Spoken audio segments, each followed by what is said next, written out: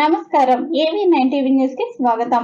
వంశధార నదీ తీర ప్రాంతాల దశాబ్దాలుగా నర్సన్నపేట, శ్రీకాకుళం నియోజకవర్గాలను కలుపుతూ వంశధార నదిపై వంతెన నిర్మాణం నిరీక్షణగానే మిగిలిపోయిందని శ్రీకాకుళం ఎమ్మెల్యే గుండుశంకర్ అన్నారు.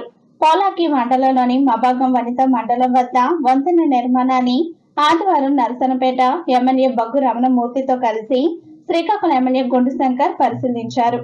ఈ సందర్భంగా ఆయన మాట్లాడుతూ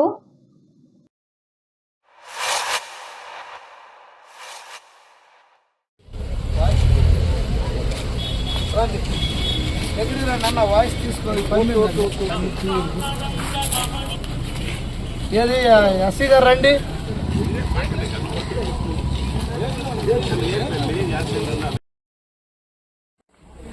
అందరికీ నమస్కారం.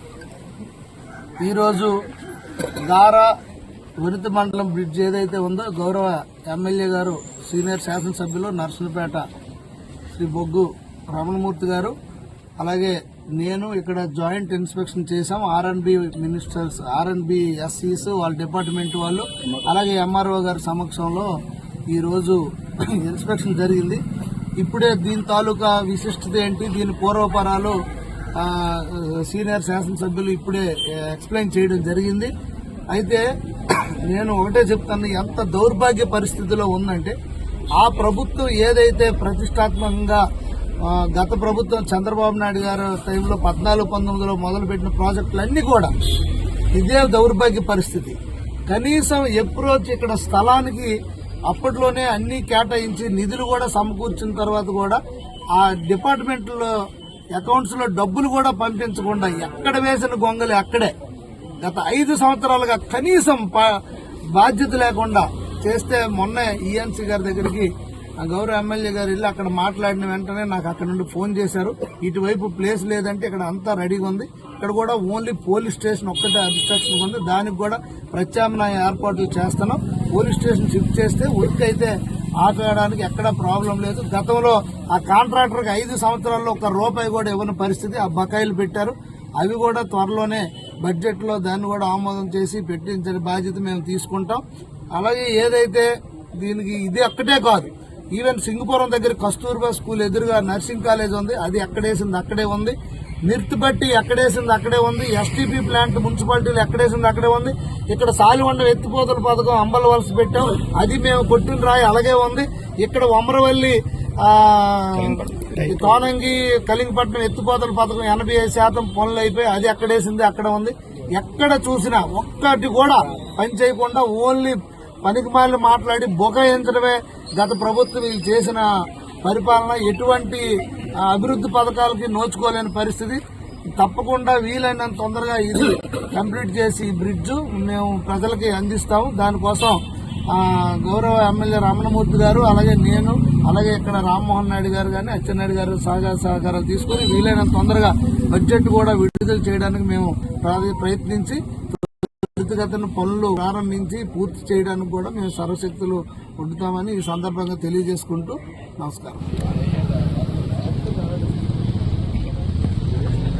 2017లో టూరిజం డెవలప్మెంట్ కింద సాలిహొండం వనిత మండలం మధ్య బ్రిడ్జి నిర్మిస్తే శ్రీపూర్ణము అలాగే బీచ్ కలింగపట్నం అలాగే సాలిహొండం జగతిపేట నీర్గాసి ఏదైతే దుర్గమ్మ కొండ ఉందో ఆ కొండ కలుపుతూ శ్రీ బొక్కలింగానికి టూరిజం కింద డెవలప్ చేయడానికి అలాగే శ్రీరామ క్షేత్రాన్ని ఆసోకంలో నిర్మించడానికి అదొక ప్లాన్, మాస్టర్ ప్లాన్ వేసి అలా టూరిజం కింద గౌరవ ముఖ్యమంత్రి గారికి నాకు అప్పుడు నారా చంద్రబాబు నాయుడు గారికి 74 కోట్ల రూపాయలు ఈ ఏదైతే మనకు సారికొండం ఒంటిమండ బ్రిడ్జి ఉందో దాన్ని మంజూరు చేయడం జరిగింది. ఆ పనులు కలిపి వితిన్ 1 yearలో 64% వర్క్ జరిగింది. ల్యాండ్ ఎక్విజిషన్ కలిపి 6 రోజుల్లోనే జరిగింది. మరి గవర్నమెంట్ మారిన తర్వాత ఎక్కడేసిన గొంగలు అక్కడ ఆగిపోయి ఈ ప్రాంత అభివృద్ధికి ఆటంకంగా తయారైంది. కాబట్టి ఇది కోస్టల్ కారిడార్ అవతల నగుపడ నుంచి తీసుకుంటే ఇది ఒక పెద్ద కోడలుగా మన గార ఏర్పడే పరిస్థితి ఉండేది. ఇండస్ట్రీస్ డెవలప్మెంట్ కానీ టూరిజం డెవలప్మెంట్ కానీ అలాగే మన కలింగపట్నం కానీ ఇది ఒక హబ్ లాగా ఏర్పడే ఆలోచనతో అలా గౌరవ ముఖ్యమంత్రి గారు చెప్పారు. మరి ల్యాండ్ స్వచ్ఛందంగా కలిపి రైతుల ద్వారా ఇప్పించిన కార్యక్రమం కలిపి చేశాం. ఆవేళ ఉండి నాయకులు కాళ్ళు అడ్డం పెట్టారు. కేవలం ఒక 12-13 సెంట్లు మరి ఆ ల్యాండ్ కలిపి ఎక్వైరీ అయిన తర్వాత కలిపి పొజిషన్ ఇవ్వకుండా తర్వాత గవర్నమెంట్ మారిన తర్వాత వాళ్ళకి ఇది పూర్తి చేయాలని చిత్తశుద్ధి లేదు. ఒక పక్క ఆర్ఎండ్బి మినిస్టర్గా కృష్ణదాస్ పనిచేస్తున్నారు, రెవెన్యూ మినిస్టర్ చేస్తున్నారు, అది ప్రసాదరావు గారు చేస్తున్నారు. ఇది ఆ స్టేజ్ లో పెద్ద విషయం కాదు, కానీ ఈ బ్రిడ్జి చేసిన వల్ల తెలుగుదేశంకి ఒక పేరు వస్తుంది, చంద్రబాబు నాయుడుకి ఒక పేరు వస్తుంది. కారణం ఏంటంటే ఈ కోస్టల్ బెల్ట్ అంతా దీనివల్ల చాలా డెవలప్ అవుతుంది అనే విషయం తెలిసి కలిపి మరి ఒక కుర్చీ స్వభావంతో ఇది ఆఫ్ చేస్తున్నారు. ఇవాళ శంకర్ గారు శాసనసభ్యులు అయ్యారు. అలాగే మేము కలిపి ఈ బ్రిడ్జి పూర్తి చేయడానికి మా వంతు పూర్తి చేస్తాం. ఈవేళ రాష్ట్రంలో పరిస్థితి మీకు తెలిసిందే, రాష్ట్ర ఆర్థిక పరిస్థితి బాగోలేనప్పటికీ ఇది మరి పూర్తి చేసే బాధ్యత మా ఇద్దరు తీసుకుంటామని సందర్భంగా తెలియజేస్తాం.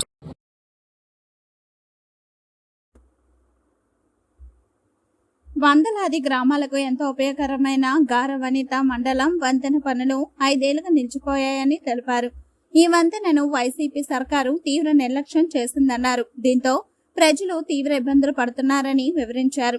పోలాకి మండలంలోని వనిత మండలం గ్రామం వద్ద వంశధార నదిపై వంతెన నిర్మాణానికి 2018లో టీడీపీ ప్రభుత్వ హయాంలో శంకుస్థాపన జరిగిందన్నారు. 72 కోట్ల రూపాయలు కేటాయించి పనులు ప్రారంభించారని చెప్పారు. నదిలో 17 సిమెంట్ స్తంభాలు, నదికి ఇరువైపులా 2 ఎబెట్మెంట్లు నిర్మించారని, కొద్దిగా స్లాబ్ పనులు కూడా చేశారని వివరించారు. ఏడాదిలో సుమారు 75% వరకు పనులు పూర్తయ్యాయని, అయితే 2019లో అధికారంలోకి వచ్చిన వైసీపీ ప్రభుత్వం మిగిలిన పనులను పూర్తి చేయడంలో విఫలమైందని విమర్శించారు. కాంట్రాక్టర్ కు బిల్లులు చెల్లించకపోవడంతో పనులను నిలిపివేశారని ఆయన ప్రజలకు వివరించారు. కొత్తగా ఏర్పడిన కూటమి ప్రభుత్వం వంతెన నిర్మాణాన్ని పూర్తి చేసి అందుబాటులోకి తీసుకొస్తుందని తెలిపారు. దీంతో పాటు టీడీపీ నాయకులు, కార్యకర్తలు పాల్గొన్నారు.